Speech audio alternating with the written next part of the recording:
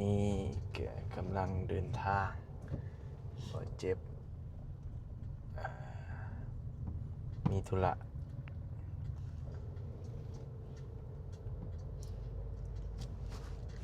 สบายดีเด้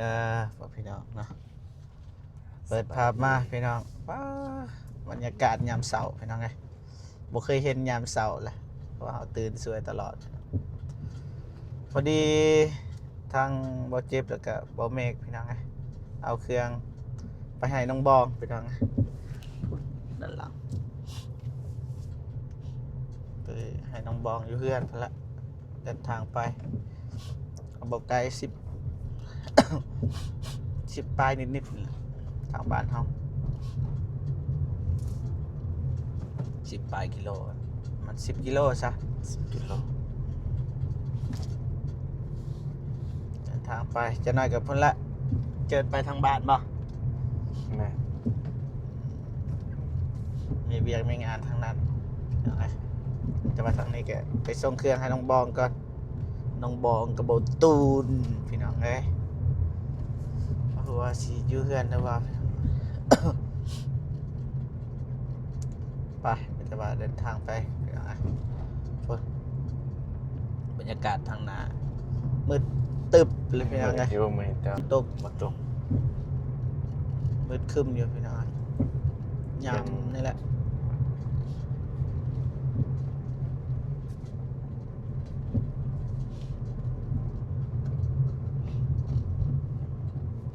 คนร้ายเนาะอยู่คลินิก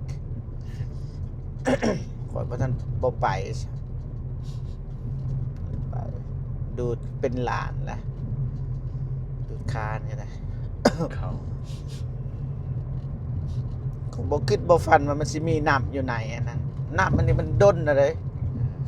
คอยรู้สึกเลยนะมันตึงเลยแต่ตอนนั้นเวลาคอยจับอย่างนี้ว่าคันจับแบบบีบมันเจ็บนะโอ้โหมีน้ำอยู่ไหนน้ำก็จักมาแต่ไสมันบ่มีแบบทางเข้าสิมีน้ำอย่างนั้น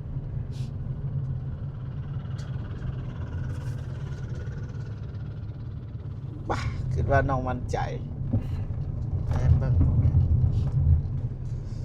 ไปเดินทางต่อเอาทางเข้าพี่น้องเอาเครื่องมาฝากให้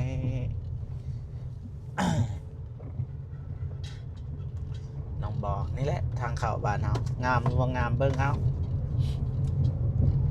มันมีบอลหนึ่งเนี่ยเห็นบอลตูนแล้วลงคลิปเลยบอลขี่ลายครับขี่ระมัดระวังเด้อทุกคนนะ ที่ให้มือแฟงกับโบกาแล้ว จะน้อยก็ได้ไม้เรียกอีกแล้ว แต่ว่าลงว่าขับขี่ปลอดภัยเด้อเป็นยังไงกับขับช้าๆนะน้ำได้ไหมครับ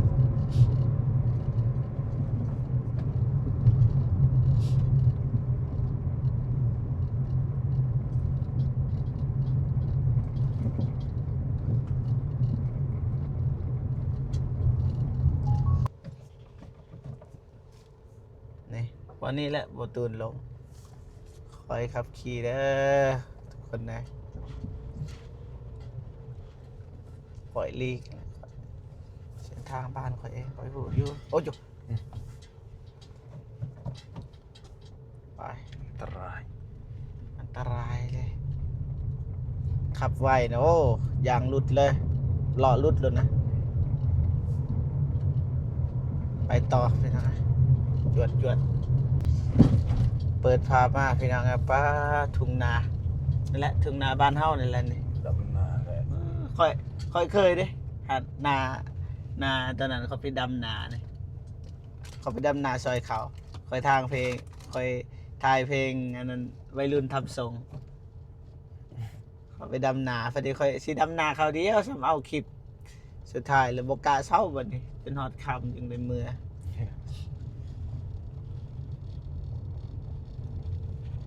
ม่วนนะแถวนี้นี่ยำทุ่งนาเนี่ยจะไปลินในทุ่งนาเนี่ยเห็นคนในทุ่งนาเต็ม มีปลามีหยังอยู่บ่ ฝ คอยมีปลาดอกอยู่นี่ มันบ่มีคลองเนาะ นะ มีคลองหัวย อันนี้คนบ้านเนินซานแต่ไม่เห็นนายอยู่นี่ไม่เห็นเหรอแต่ว่าคนเนินสามีนายอยู่นี่ยังงงอยู่เด้โอ้ยนะเดี๋ยวโอ้สอนดิได้นาเท่านี้งามนี่บอลนี่บ่งาม2-3ไห้แต่ละปี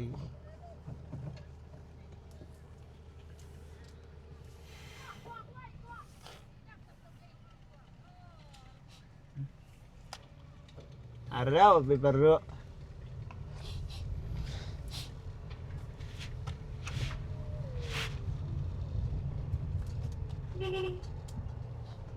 เสียวนั่นแหละรถนี่แหละ วีเกิล เสียวจะยืมรถเพิ่นนะไอ้ตาใส่แบบนี่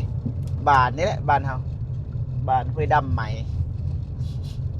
เมืองท่าแตงแวงเซกองมีเวียกมีหยังก็แวะมาได้พี่น้องไงทุหลายหยังก็มาอยากให้เฮาเป็นสะพานบุญก็นั่นแหละมาทางนี้แหละแต่บ่เอาโจรเด้พี่น้องไง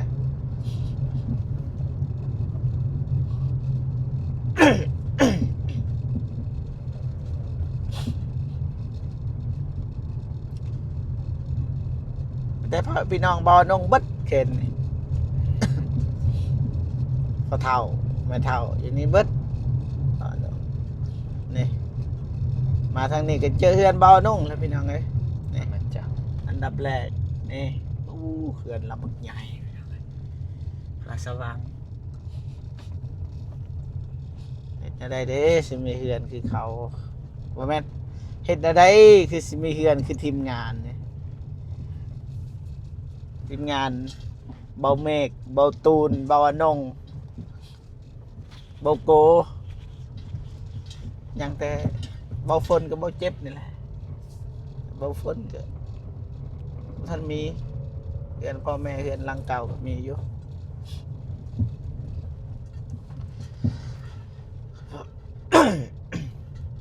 ไปน้องเลยสบายไล่มือเลยจะได้ยินในกล่องอะนะเวลาถ่ายคลิปคึกคักข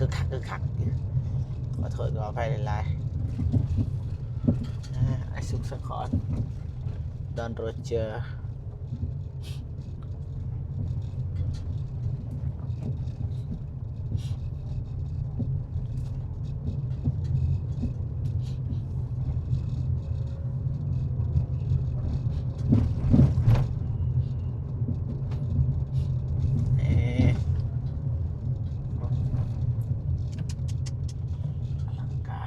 สร้าง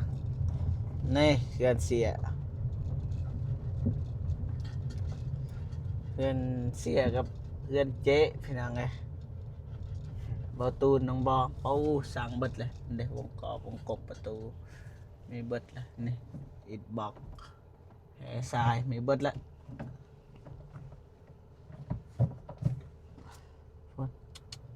สวยถ่ายรูปไปนะถ่ายเลยไปก็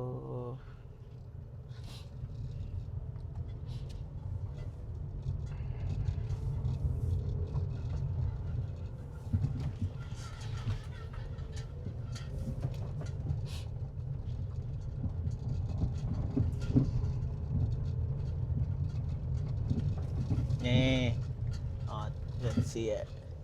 เดือนเฮียเอ้าสวามิดบนไม่เท่าอยู่เครื่องปิดเพลงนะปิดเพลงนะ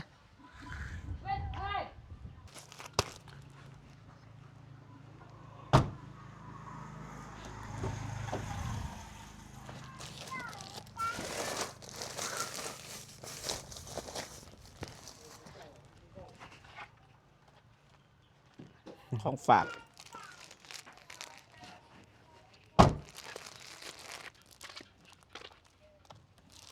บ่ฮู้ว่าเป็นยังให้เราแกะเอง ยังไงไป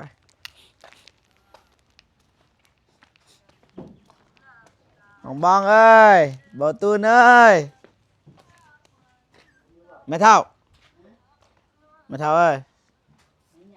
ขึ้นได้บ่หึเอ้ยสบายดีแม่เท่า สบายดี บ่ตูนน้องบองเลย บ่อยู่บ่อยู่ไปไสบ่อยู่ปุ๊กกาแฟอ๋อสิเป็นเจ๊แล้ว แจ๊ บ่ตูนก็สิเป็นเสียแล้ว เสียเลยสบาย ผู้เปยง่ายก็ได้อันไว้รอให้แก เลยรอไปแก พอดีเฮาเอาเครื่องน้องบองมาให้นะ เพื่อน คิดว่าอยู่เพื่อเครื่องเพิ่นนั่นแหละอยากคู่ก็ให้เราแกะให้เบิ่ง เราบ่อยู่ ถ้าเราบ่อยู่ก็สิฝากน้ำเจ้า เออ ได้บ่ ได้ นี่น้องบอง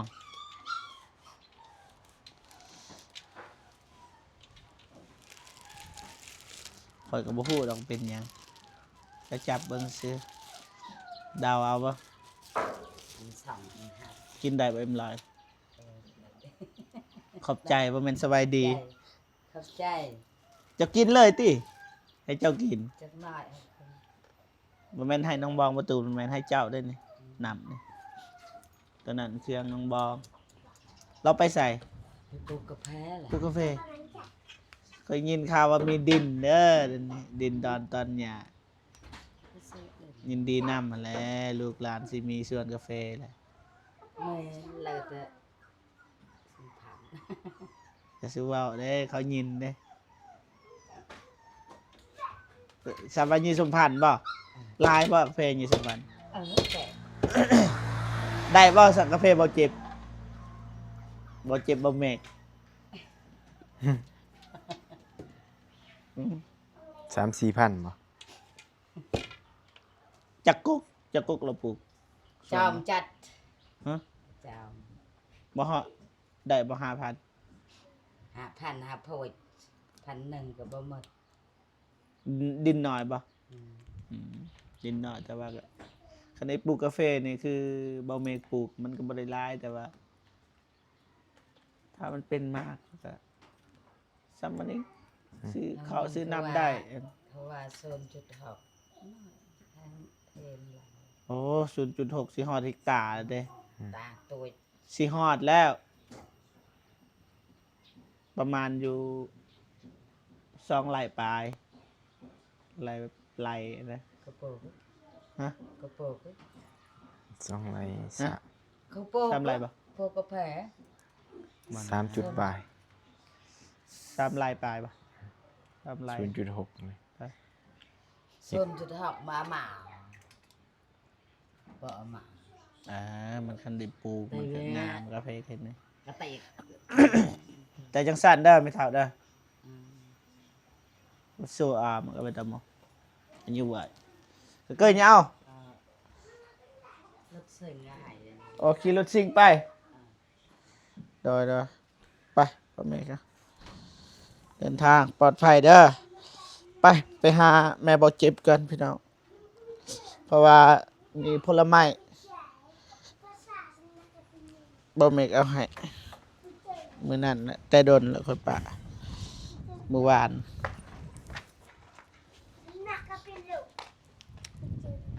ไปนะมาหอสำนักแล้ว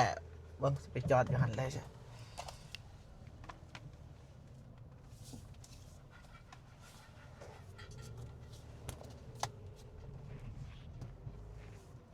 อ๋อเพิ่นกำลังถมดินอ๋อออกได้ปะสำนัก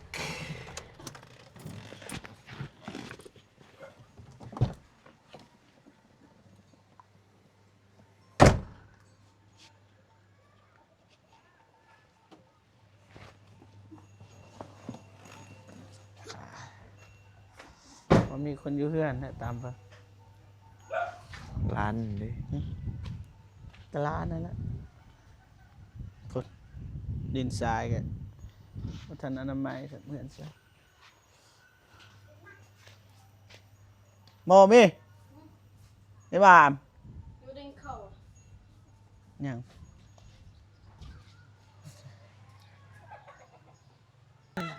ไปพี่น้องแม่เพิ่นยังอยู่เพื่อนหลานเพิ่นเว้านี่แหละเฮือนซานพี่น้อง สำนักบ่เจ็บ เฮือนซานบ้านซอง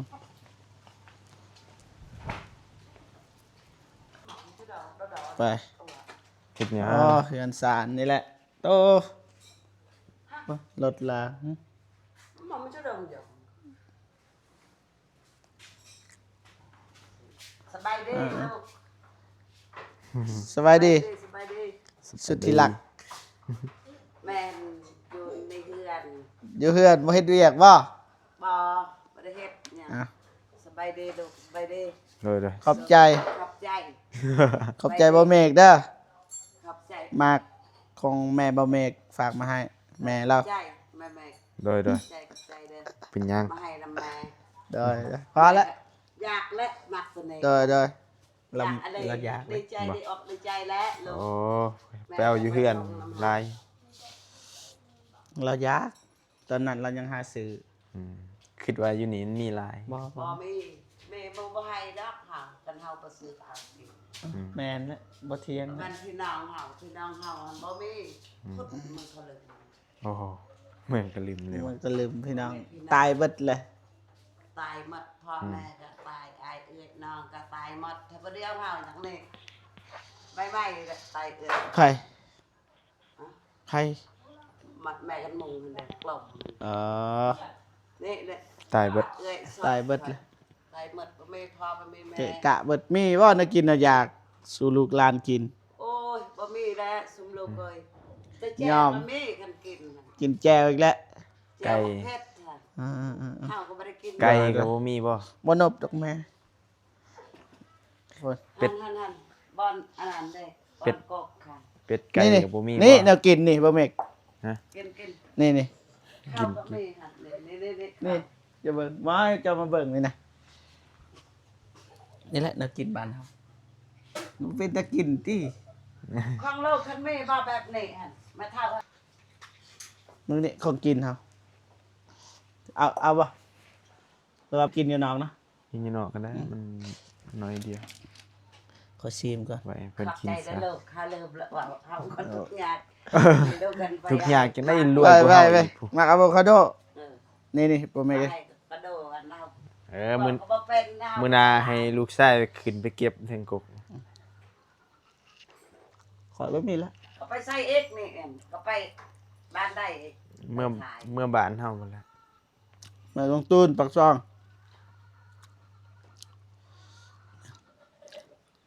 มันนี่คนจริง ปนหยัง ปนยังแม่ คนอันนั้นปลาดุก จังสม กินตีกินน้ำมัน บ่ อยากว่ะ แค่น บ่มีบ่ให้เปิด เดี๋ยวเย็น เย็นเจ้าอันก็มันเสียแหละ เพ่เลย เออ เพ่เหรอ ฮะ เพ่เหรอบ่ ก็หึงได้โนมันกัดทรายมันกัดหมด สายขาด อ๋อ หนูกัดใส่บ่ได้ โนมันกัดลายแบบโน ไปเนาะ ไปกับใจดู เกินนี่เอายังไรตาไอ ไป มาพี่น้องเดินทางต่อวันนี้พี่น้องเอ้ยพอดีทางบ่เจ็บแล้วก็บ่เมกไปหาน้องบองเพิ่นเอาเครื่องมาให้แต่ว่าบ่เห็นน้องเพิ่นพี่น้องเอ้ยแล้วก็เฮาก็แวะมาเฮือนอีกพี่น้องว่ามีผลไม้จากแม่บ่เมกเพิ่นฝากให้แม่บ่เจ็บโอ้เปื้อนเปื้อน